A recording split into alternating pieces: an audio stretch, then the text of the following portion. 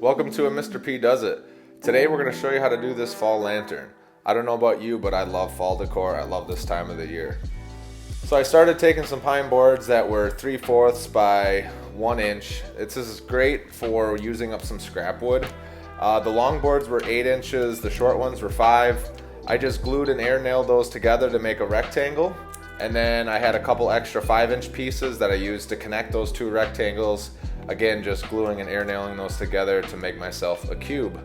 Once I had the cube, I started sanding it, so I just had to get off all the glue and I kind of rounded the corners, just kind of making it nice and smooth. It's always good to sand your woodworking project. So I had an orbital sander, pounded down the nails if there was any sticking up.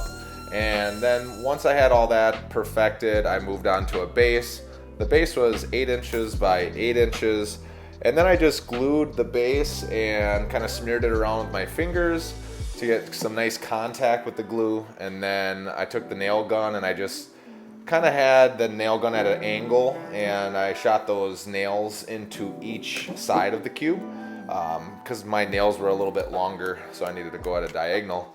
Once I had that, I just sanded the base and I moved on to staining. Before you do the staining, you should definitely drill the hole for the rope.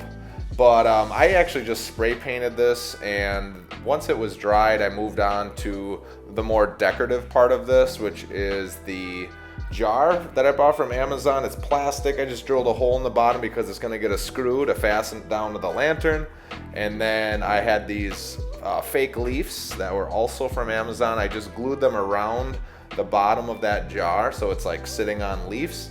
And then I opened up the lid and I took a screwdriver and I just screwed down a short screw to fasten it down, and then I put the fairy lights inside of the lantern. Then I tried stapling down the leaves on the front, but that didn't work very well, so I just ended up hot gluing that to the front. After I did make my way around to the sides and did more.